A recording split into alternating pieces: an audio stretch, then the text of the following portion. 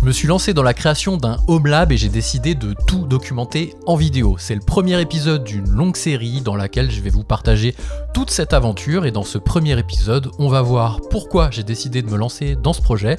On parlera de la partie réseau que j'ai mis en place, on verra le schéma global du Home Lab que j'ai en tête et on parlera également du matériel que j'ai utilisé. Allez, c'est parti, on bascule sur l'écran, je vais vous montrer tout ça. Alors, j'ai fait un petit schéma pour l'occasion, mais on va pas regarder ça tout de suite, on va d'abord expliquer pourquoi j'ai décidé de me lancer dans ce projet-là. Et donc, pourquoi j'ai décidé de me lancer dans ce projet-là, c'est assez simple. Il y a plusieurs étapes. Je les ai mises ici dans un petit schéma pareil que je vais vous dévoiler étape par étape, enfin raison par raison plutôt. La première, alors déjà, si vous savez pas ce que c'est un Home Lab, bon, je pense que si vous êtes tombé sur cette vidéo, c'est que déjà le sujet vous intéresse, mais au cas où, eh ben, comme son nom l'indique, Home, ça veut dire maison, Lab, ça veut dire laboratoire, donc en fait, lié à l'informatique, bien sûr, hein. Donc vous construisez un laboratoire à la maison, donc c'est souvent une machine que vous transformez en serveur, vous pouvez même prendre carrément un serveur, et vous auto-hébergez des applications que vous faites tourner. Il y a une partie réseau, il y a une partie matériel, c'est un petit peu aussi un jeu de Lego pour adultes. Il n'y a pas forcément toujours un objectif avec un cas concret d'utilisation, même si moi dans mon cas je vais l'utiliser réellement ce Home Lab. Parfois on dit que quand un Home Lab sert à quelque chose ça devient un Home Server, donc moi je me suis mis dans la tête déjà de faire un Home Lab et on verra si j'arrive à en faire quelque chose, et bien ça deviendra, c'est juste des termes, on s'en fiche un peu, ce sera un Home Server. Donc une fois qu'on a dit ça et qu'on sait à peu près ce que c'est, pourquoi j'ai décidé de me lancer là-dedans? Il y a plusieurs raisons, il y en a 4 pardon, et la première c'est pour avoir un backup de fichiers. À la base ça partait de là, je me disais quand même j'ai toutes mes données sur le cloud, donc iCloud pour la partie perso et Google Drive pour la partie pro, et je sais pas, je me suis dit avec les choses qui se passent, s'il y a une coupure, s'il y a des choses géopolitiques, bref, je sais pas, ça m'intéressait d'avoir une copie quelque part que je n'avais pas du tout en fait, j'avais peut-être 2-3 choses à droite à gauche, donc je me suis dit ce serait pas mal, donc j'ai commencé à regarder la partie NAS, les NAS commerciaux, puis j'ai vu qu'il existait une alternative à des NAS que on peut faire do it yourself avec des systèmes d'exploitation TrueNAS, ce genre de choses, donc voilà, j'ai commencé par là, et après voilà, le trou, le rabbit hole, j'ai remonté la piste jusqu'à carrément me créer un petit serveur, etc. Donc en tout cas, la première raison, c'était backup cloud. Ensuite, deuxième raison, avoir une solution bis s'il y a un problème sur le cloud, donc ça rejoint un petit peu la première raison, hein. Si quelque chose se passe mal, j'ai plus du tout de données, donc c'est un peu la même chose que le backup finalement. On aurait pu lier les deux éléments dans un seul et même point, mais c'est plutôt aussi dans le sens logiciel cette fois-ci. Il y a certains softs que je fais tourner, notamment des softs pro, même si pour au début le Home Lab il servira à titre personnel, mais il y a des petites choses que je fais tourner, et voilà, s'il y a un pépin, et bien ça puisse tourner aussi en local directement, ça pourrait être intéressant. Donc deuxième, pour avoir une solution bis qui prend le relais. Aussi, il faut savoir que j'ai une chaîne YouTube principale, je suis pas du tout pour faire la promo, mais sur laquelle je teste des logiciels à destination des entreprises. Il y a quelques semaines, j'ai testé un logiciel et j'ai fait une review sur LinkedIn. Le post a été censuré, et là j'ai commencé à me dire, ah oui, mais en fait, toutes les choses qu'on publie sur Internet, sur des plateformes, etc., finalement... on n'a pas le droit de savoir si c'est en ligne ou pas, c'est les plateformes qui ont le droit de vie ou de mort finalement sur ce contenu. Et j'ai commencé à regarder des alternatives pour auto-héberger, etc., etc. Donc voilà, solution bis, il y a un truc qui tombe, je sais pas, un contenu se fait complètement blacklister des plateformes, je peux toujours créer, je pense par exemple à Ghost, qui est ma plateforme de blog que j'utilise en version SaaS. S'il y a un pépin, j'ai un Home Lab qui est prêt, boum, j'installe, je self-host Ghost. C'est plus compliqué là en le disant 2 secondes qu'en le faisant, mais voilà, en tout cas j'aurai une solution bis. Troisième raison, pour avoir un laboratoire pro et perso.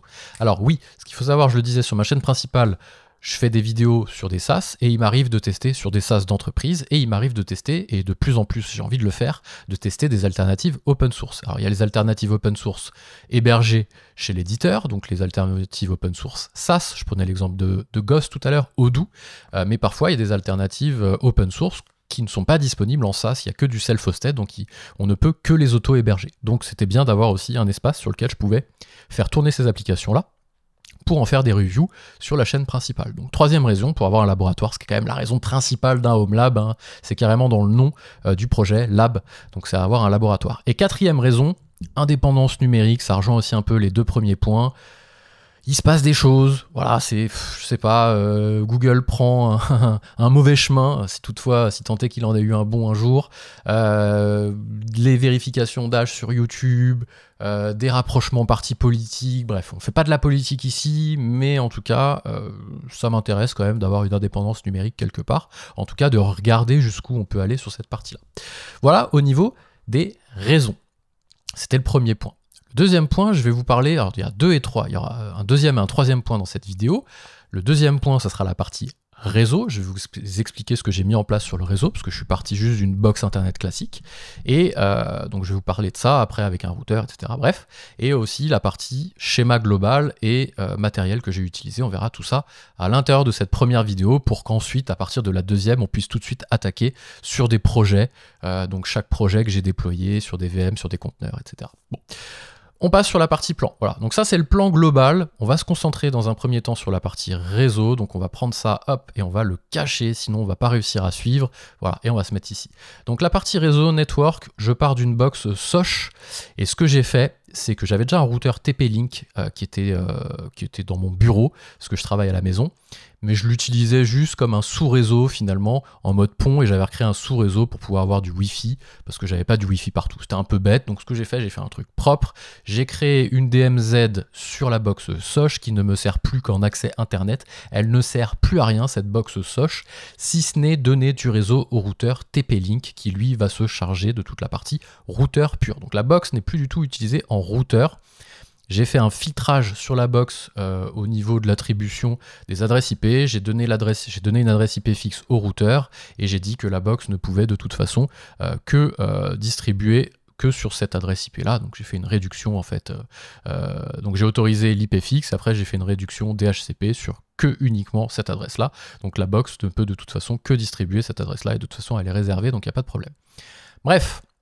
Mon routeur TP-Link a pris le relais, hein, vous savez pas ce que c'est un tout petit routeur que j'avais déjà, hein. J'ai essayé de faire aussi avec le matériel que j'utilisais déjà, donc hop, je vais fermer ça.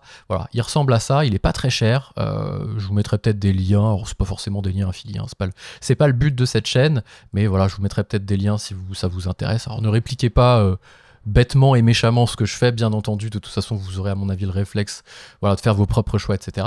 Donc il y a ce petit routeur là qui est pas très cher, je crois que c'est moins de 100 € il me semble, il y a 4 ports derrière donc c'est pas mal, et voilà, il y a 3 ports, ça m'a posé problème, 4 ports c'était sur la box Soch, il y a que 3 ports, donc là on reçoit le réseau de la box Soch, après on redistribue. Ce qu'il faut savoir c'est que ma box arrive et j'ai un appartement relativement neuf, donc en fait il y a un brassage natif qui a été fait, qui est câblé en fait dans les pièces, ce qui fait que j'ai 4 pièces, je sais pas comment je me suis débrouillé, d'ailleurs il y a une pièce, parce que mon fils a 5 ans, donc dans sa chambre il n'y a pas encore besoin de brasser, donc quand il grandira il faudra que je trouve une solution. Je pense que d'ici là, de toute façon, vu à l'allure à laquelle c'est parti, ce projet HomeLab, à un moment j'aurai un routeur plus une baie de brassage. Alors, ça part un peu dans tous les sens, mais vous savez certainement ce que c'est.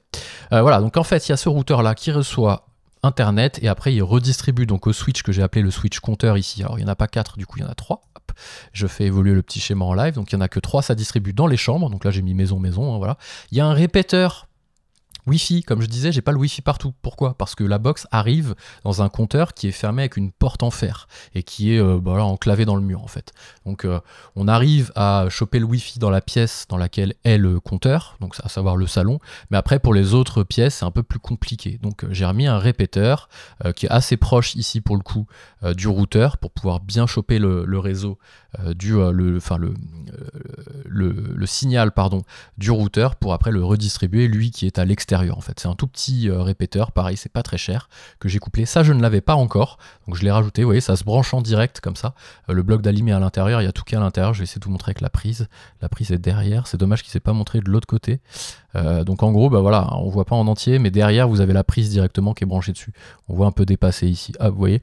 Donc c'est assez pratique parce que vous le mettez comme ça. Bon après, il y a un endroit dans la maison où il y a ça, donc voilà, j'ai vu des remarques de mes enfants, c'est quoi ce truc? Mon fils qui a voulu toucher les trucs dans tous les sens, le sortir, le débrancher, bon classique, une fois, deux fois, vous lui expliquez, ça passe bien. Donc voilà, j'ai ça au niveau du réseau. Ensuite, je le disais, j'ai balancé le réseau dans chaque pièce et le HomeLab, je ne l'ai pas mis ici parce que j'ai pas de place. Je ne l'ai pas mis au niveau de la box parce que j'ai pas assez de place. Je vous dis, c'est encastré dans un compteur. Donc ce que j'ai fait, c'est que j'ai juste donné en fait. Alors d'ailleurs, j'ai pas rajouté ici parce que j'ai un autre switch que j'ai mis... Enfin bref, je vais faire les choses dans l'ordre. J'ai donné ici... hop, on va enlever un... J'ai donné ici le réseau au bureau, et c'est dans le bureau que j'ai mis donc un gros switch, pareil, je sais plus lequel c'est. Je pourrais vous remettre, je crois que je le vois d'ici. Je vous remettrai dans la description, c'est un switch classique où là pour le coup il y a pas mal de ports qui va me permettre d'alimenter tout le reste. Donc voilà pour la partie réseau, ça marche super bien, c'était un peu long, c'est sans être non plus trop long, hein, c'est assez facile à faire. J'ai pris les choses dans l'ordre, j'ai bien tout vérifié, voilà, j'ai quelques notions en informatique hein, malgré tout, de par à la fois mon métier depuis 18 ans, mais c'était plutôt pour la partie logicielle, et aussi mes études, même si j'ai pas fait trop l'option réseau, ben voilà, au moins ça a pu me servir un petit peu, quelques notions.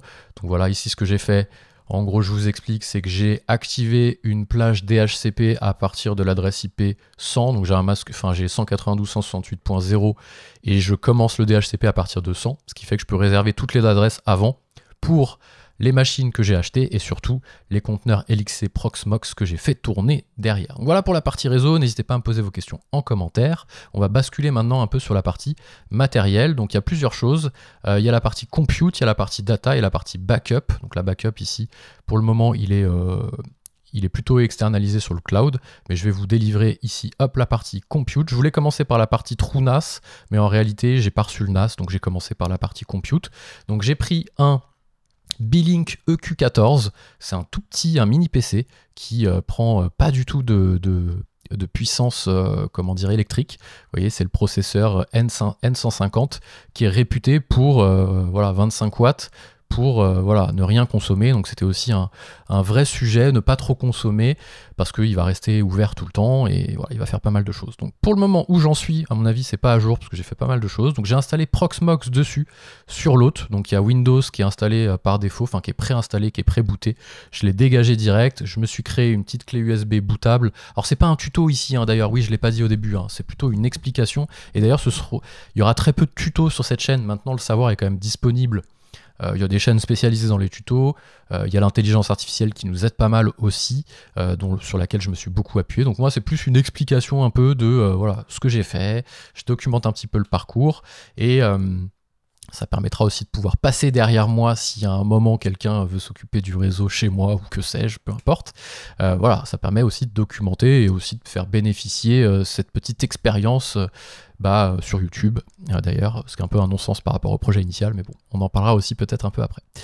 En tout cas, voilà, ici j'ai installé Proxmox directement sur la machine, j'ai dégagé le boot Windows tout propre, et ce que j'ai fait, c'est que j'ai commencé, alors j'ai pas commencé par là, j'ai commencé par P-Hole, qui d'ailleurs je pourrais faire une flèche ici, hop, de P-Hole vers le routeur, ce serait pas mal, hop, puisque P-Hole, si vous connaissez pas, à mon avis ce sera la prochaine vidéo. Je sais pas, je vais faire un truc comme ça par exemple, c'est pas très joli, mais voilà, en gros ça retourne au routeur quoi. Par le switch, bon peu importe, on s'en fiche, on a compris le principe. C'est un petit serveur DNS qui permet derrière de bloquer pas mal de pubs. Donc en fait vous bloquez les pubs, non pas dans les navigateurs, si vous connaissez ici Brave par exemple sur lequel je suis, c'est le navigateur qui bloque les pubs. Eh bien vous pouvez dire que à l'entrée de votre réseau, vous choisissez votre adresse IP DNS qui correspond au serveur P-Hole. Alors ça sera l'objet de la prochaine vidéo, donc voilà, rapide, mais en gros voilà, ce que j'ai fait c'est ça. En tout cas, on va pas détailler chaque LXC que j'ai créé. J'ai créé des LXC Ubuntu. J'ai pas créé de VM encore, j'en ai pas eu besoin. J'ai très peu utilisé Docker, sauf sur les machines sur lesquelles j'avais besoin de faire tourner plusieurs choses, notamment la stack AR, qui permet voilà, d'avoir Sonar, Radar et toutes ces bêtises-là pour voilà, télécharger un peu de contenu. Ma logique en termes de téléchargement de contenu, c'est de rester sur du légal. Donc en gros, ce qui se passe, c'est quand j'achète un film sur Apple, il y a des DRM dessus, donc le film, je ne l'ai pas physiquement, hein, ça n'existe pas sur les films. Vous achetez un film sur MyCanal, sur Apple, iTunes, ce que vous voulez, vous ne pouvez pas avoir la piste que vous pouvez lire. Je trouve ça un peu... voilà, on aime ou on n'aime pas. Pareil, les DVD, vous avez le support physique, il faut les ripper, il y a un DRM par-dessus, bref. Donc ce que j'ai fait, c'est que voilà, j'ai une stack AR pour que du légal là-dessus. Et pareil, les CD que ma fille achète, parce que les fans de K-pop, elle les achète physiquement, support physique, et donc moi je lui récupère ici. Bref, on s'en fiche. J'ai fait tourner des conteneurs LXC. Sur P-Hole, par exemple, j'ai pas mis du tout Docker. Sur le monitoring, il y a plusieurs choses qui tournent, donc j'ai mis Docker. Le VPN, j'ai pas mis Docker. Voilà, donc si je peux ne pas rajouter des surcouches, je le fais. J'ai pas mis de VM, j'en ai pas encore eu besoin. J'aurais peut-être pu en avoir besoin sur Jellyfin. parce que j'ai dû donner de la RAM, c'est pas vraiment de la RAM ici, mais il y a un iGPU sur le N150. J'ai essayé de le donner directement au LXC, c'est un peu galère. J'ai fini par abandonner parce que c'était là où j'ai passé le plus de temps. Donc peut-être qu'avec une VM, j'aurais pu directement attribuer 100% du iGPU à la VM. C'est pour ça que j'aime bien les conteneurs, parce que au moins le matériel physique n'est pas dédié. Donc là, c'est peut-être en tout cas ce que j'aurais dû faire. Bon, en tout cas, ça HomeLab, ça me permet de voir. Donc du coup, je suis pas passé sur Jellyfin, je suis passé sur autre chose. En tout cas, pour la télé, je vous expliquerai tout ça aussi au fur et à mesure. Là, c'est une grosse vidéo, ça pose un peu le décor. Combien elle fait? 15 minutes, ça va pour le moment. Il y a encore la partie TrueNAS et la partie backup. Mais voilà, au fur et à mesure, vous inquiétez pas, chaque partie, elles sont déjà déployées, tout est déjà déployé. Vous voyez, j'ai la homepage qui est là, donc il y a toujours le Proxmox P-Hole, homepage aussi, VPN, Uptime Kuma, Jellyfin pour faire les demandes d'Invidrome, Jellyfin, QBitTorrent, toute la stack, AR, le routeur, le répéteur, Uptime Kuma qu'on retrouve ici, toute la partie backup avec un petit API ici. Voilà, j'ai pas mal geeké, je suis rentré bien profond dans le truc. J'avais un peu de temps, c'était les vacances, donc voilà, j'ai pu jouer un peu avec, c'est aussi un Lego pour adultes, comme je le dis. Mais on rentrera dans chaque partie, bien sûr. Là, ici, c'est un global pic, comme on dit, un tableau global de ce que j'ai fait. Voilà pour la partie compute. Vous regardez les specs, ça vous intéresse dessus là. Je veux pas d'affiliation ou quoi que ce soit, peu importe. Vous utilisez ce que vous voulez. Il a jamais fait de bruit depuis que je l'ai démarré. Je sais même pas s'il y a un ventilo à l'intérieur. Je pense que oui, mais il a jamais eu l'occasion de démarrer. Parce que franchement, et ça fait tout tourner, quoi. Enfin, vraiment, je sais pas si je peux vous ouvrir en 2 secondes l'autre Proxmox. Hop, comme ça, vous allez voir ici les specs summary au début. Alors, il faut rentrer sur le nœud. Hop. Pourquoi il me fait ça? Alors, j'ai mis un net data aussi qui sera peut-être plus clair pour regarder un petit peu toutes les... Est-ce que je l'ai rajouté déjà à la homepage, le net data, ou pas encore? Oui, il est là. Qui sera certainement plus clair, le net data, pour pouvoir y accéder. Alors c'est pas du tout exposé vers l'extérieur, tout est accès en local avec Tailscale, mais vous voyez, hop, il n'y a rien qui explose au niveau des LXC, ça fait tout tourner, c'est vraiment incroyable. On peut vraiment tout faire tourner pour le moment. Alors là, il n'y a rien qui tourne, il n'y a pas un transcodage ni une lecture qui tourne d'un film par exemple sur Infuse ou Jellyfin, mais ouais, en tout cas je suis assez tranquille quand même. En tout cas, voilà pour la partie compute. La partie data, pan, ici, ça va être un B-Link, tant qu'à faire, autant rester dans la même logique, ME Mini. Donc j'étais parti là-dessus et puis je dis, B-Link, ils font autre chose que des NAS, ok, cool. Donc là, c'est vraiment un NAS. Je l'ai pris en backbone, donc sans RAM. Et j'ai acheté 2 fois 2 Tera de RAM, la même qui est livrée directement en natif si on la prend, mais elle n'était pas disponible. Ah ça, ils l'ont remis en dispo. EU, je crois qu'il était out of stock, ça y est, ils l'ont remis en dispo. Donc peut-être la couleur, mais je m'en foutais en gros de la couleur d'ailleurs. J'ai pris un Midnight Grey, je crois, de mémoire, alors que je voulais un blanc à la base, j'ai même pas fait gaffe. Mais voilà, donc j'ai pris backbone sans rien, et après j'ai acheté 2 fois 2 Tera de Crucial comme ça. Directement, je crois que d'occasion je les ai prises sur Amazon, il y a des occasions, c'est assez cool, c'est pas très cher. Donc voilà, j'ai rempli ici sur les 6 disponibles, il y en a bien 6, oui c'est ça, il y a 6 emplacements disponibles de RAM, j'en ai utilisé 2, donc je vais les mettre en RAID 1. Pour le moment j'ai pas reçu encore, j'ai reçu que ça, donc j'ai déjà bien tout travaillé là-dessus, j'ai pas encore du tout reçu la partie NAS, il va arriver, donc je vais installer TrueNAS dessus en tant que OS, et après je ferai un RAID 1, et ce que je ferai après, parce que pour le moment ici la stack AR, Jellyfin, Navidrome pour la musique pointe vers un disque 1 Tera qui est disponible dans le B-Link ME Mini. Donc il y a le boot qui est sur le eMMC là qui est sur 64 Go, donc c'est pour l'OS Proxmox. Et après vous avez, donc j'ai pris cette option 2 Tera. Non attends, je suis sur le ME Mini, n'importe quoi. Voilà, donc vous avez 16 Go pour le boot, pardon, 2 x 8 Go. Non, ça c'est la RAM. Baptiste, concentre-toi. Donc là voilà, en tout cas vous avez un disque de 500 Go. SSD, et ce qui permet d'avoir déjà de faire tourner un petit peu tout ce que j'ai fait tourner ici. Et après, quand le NAS arrivera, je débrancherai tous les montages partage réseau là, et je ferai tourner Jellyfin, je le ferai pointer. Donc j'ai encore un peu de taf. J'ai été impatient. À la base, je m'étais dit je reçois et après je monte d'abord le NAS, comme ça ici je partage des dossiers et je pourrais faire pointer ici la stack R, Jellyfin, Navidrome directement vers les disques. J'ai été impatient et j'ai alloué directement le 500 Go pour faire tourner ça. Et vu que j'ai pas encore copié toutes mes bibliothèques et tout, ça fait largement l'affaire pour pouvoir commencer à geeker dessus. Voilà, donc le TrueNAS va arriver. Je peux pas encore trop vous en parler, mais en tout cas voilà la configuration. Ce qu'il faut savoir, c'est que j'ai installé Jellyfin, mais si vous êtes sur un écosystème Apple, comme c'est mon cas, Jellyfin sur Apple TV, c'est catastrophique dès lors que vous avez des HomePod en tant qu'enceinte. Il y a un décalage de quasiment 2 secondes sur l'audio, donc c'est horrible. Donc ce que j'ai fait, c'est que j'ai pris Infuse, avec des disques partagés SMB. Alors pour le moment, ils ne sont pas ici, mais ils sont là. Ce qui me permet directement de partager, d'ouvrir Infuse en bypassant Jellyfin et en tapant directement dans les disques pour pouvoir lire mes films.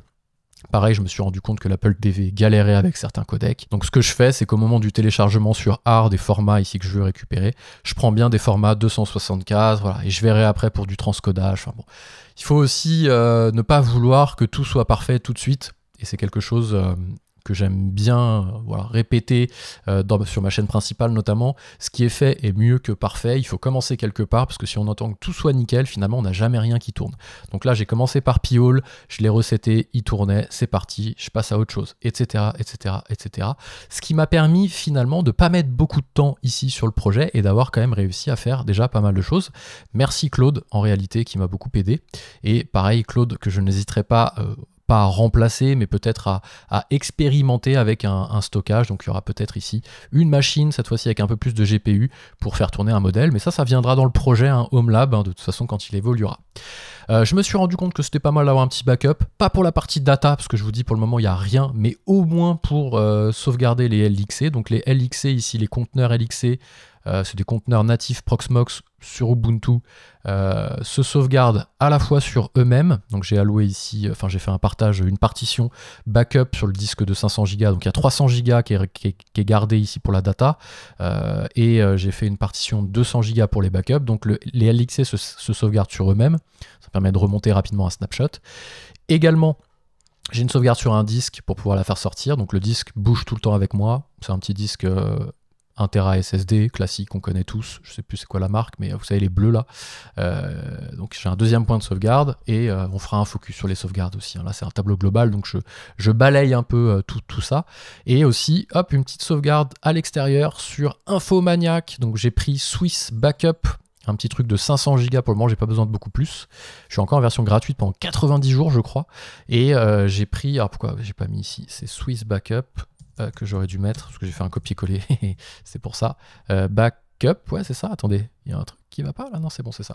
Et c'est protocole S3 qui me permet derrière de pouvoir faire un script qui vient récupérer les sauvegardes que j'ai faites en local sur la machine elle-même, pour les sortir directement sur l'espace de stockage S3 en ligne Infomaniac. Et puis après, j'ai un petit script de nettoyage aussi qui garde que 4 semaines. Bon, bref, on reviendra dessus quand je m'attarderai sur chaque point en particulier. Donc, si je continue, et j'espère continuer, parce que cette chaîne, c'est un revival presque d'une chaîne, enfin de la chaîne qui existait avant, sur laquelle je partageais déjà mon appétence et mon engouement autour de l'open source, de la décentralisation, du logiciel libre, des logiques un peu éthiques, même quand c'est du cloud, c'est toujours du cloud un peu éthique, voilà, style Infomaniac, Proton, ce genre de choses. Donc cette chaîne, c'est vraiment ça. Si ça vous intéresse et que vous découvrez à travers cette vidéo, n'hésitez pas à vous abonner, parce que regardez chaque tuile, probablement, alors sauf la partie routeur, on va pas revenir 200 fois dessus, mais probablement que je vous expliquerai ce que j'ai fait avec Proxmox sur l'hôte, qu'est-ce que fait Jellyfin, qu'est-ce que fait chaque partie là, je ferai un focus média, un focus, donc il y aura une vidéo à chaque fois. On est bien parti, je pense, pour une grosse dizaine de vidéos au bas mot. Après, il y aura la partie TrueNAS qui va arriver, Navidrome qui va être intéressant, la stack AR, bien entendu, Swiss Backup, des petites choses comme ça. Pourquoi pas des backups aussi en local, sur des disques durs branchés derrière TrueNAS, parce que je crois que TrueNAS a un système de backup. Voilà, plus je découvre au fil du temps, plus je vous fais une vidéo finalement. Il y a aussi la chaîne principale sur laquelle c'est plus dessus nos entreprises cette fois-ci. Là, on est sur un Home Lab, donc dans Home Lab, il y a Home. C'est pour ça que j'ai pas mis ça sur la chaîne principale, parce que c'est pas trop, ça n'a rien à voir au monde de l'entreprise. Même si pas mal d'entreprises auraient intérêt à regarder aussi ce qui se passe sur cette logique-là de self-hosted, de on-premise. On a voulu, alors à l'époque, c'était que du on-premise, et puis est venu l'essor du cloud. On a détricoté le on-premise pour tout foutre dans le cloud. Et ma foi, de temps en temps, c'est pas mal de au moins se mettre une petite config backup et quelques sauvegardes en local pour redémarrer, même pour une entreprise. Voilà, j'espère que cette première vidéo vous a plu. N'hésitez pas à me dire en commentaire si vous auriez fait des choses différemment au niveau du matériel, au niveau du réseau, si vous avez des astuces. Si cette chaîne vous plaît, mettez un petit like et abonnez-vous. Ça permet de donner de la force pour continuer. Et moi, je vous dis à très vite.